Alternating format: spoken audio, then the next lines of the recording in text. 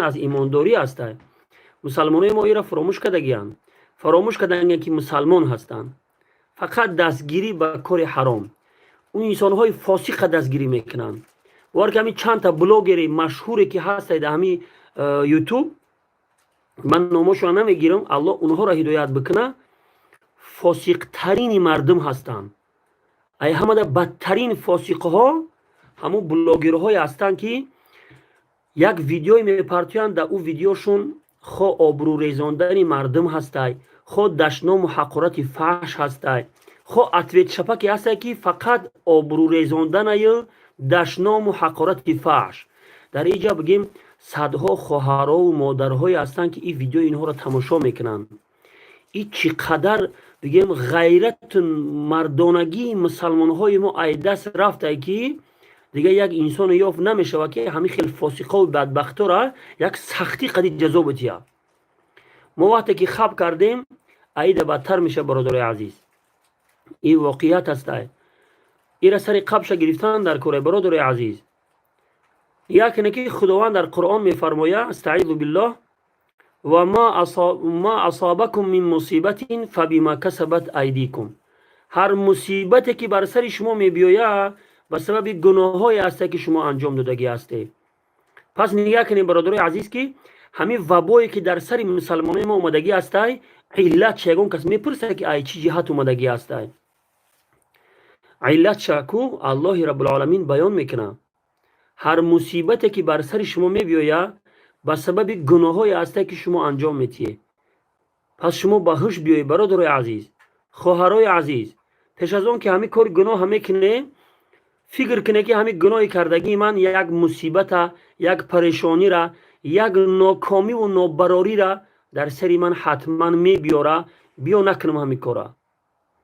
و همین خاطر برادرای عزیز دوستاتون رفیقاتون بر حذر بداره، نصیحت کنی را ترک نکنی برادرای عزیز.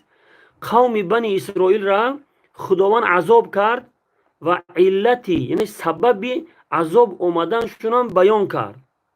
نگاه کنید برادر عزیز، خداوند در قرآن علتی عذاب اومدنشون بیان میکنه که كانوا لا يتناهون عن منکر فعلوه. بنی اسرائیل میگه خداوند که اونها از کار گناهی که میکردند یک دیگر را باز نمیداشتند، به همین خاطر به سر اونها عذاب اومد. عیناً همین کاری که بنی اسرائیل کرد و در سرشون عذاب اومد، واقعا همون کارها را ما هم انجام میدیم برادر عزیز.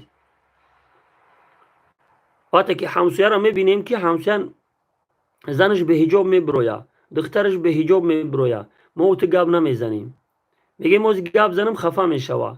در یک کوارتیر 5 نفر زندگی میکنیم، در این مهاجرت 5 کس نماز نمیخونه، یا یک کس نماز میخونه دیگرش نماز نمیخونه. و انسانی که نماز میخونه دیگر انسانهاش نمیگه که ای برادر بخی نماز تا بخون. پس نتیجه ای چی میشوه؟ نتیجهش همین میشوه که یک روز یک بلای بزرگی به سرمون میبیاید. لفظ حدیث اومده که وقتی که در بین مسلمان ها زنا و فحشا عام شوه، در بین اینها کسلی وبا میبیاید، کسلی های گذرنده بسیار، کسلی های ویرون میبیاید که اونها را قتل عام میکنن، مرگ و میر زیاد میشود. این حدیث در حدیث جناب رسول الله صلی الله علیه و سلم اومدگی است برادر عزیز. یعنی که وقتی که زنا و فحشا عام شود در بین مردم کسلی وبا پهن میشود. پس همین وبایی که در تاجیکستان اومدگی است، علت چگون بر یک دیگر تا نپرسیده که برای چی است. و خیلی که ما آیات قرآن برای شما بیان کردیم، هر مصیبتی که بر سر شما میبیاید به سبب گناه‌های است که شما انجام میدید. این را شما فکر کنید که این همین ویروسی که در تاجیکستان اومدگی است، این علتش همون گناه‌های ما است برادر عزیز. وقتی که ما شما در اینترنت اینقدر گناه‌های را انجام میدیم، وقتی که در تاجیکستان زنهای شوهردار حتی میبرویند زنا میکنن، مردهای زندار میبرویند زنا میکنن، اینها فکر کردن که همین روز گناه کردم با بگه را اگر عذاب الله که نامد او وای فراموش میشود. ولی حیات که این برادرها خیال کردن که الله اینها را فراموش میکنه. ولی که خداوند میفرماید که خداوند فراموشکار نیست. الله هر عمل نیک و بد انسان را فراموش نمیکنه.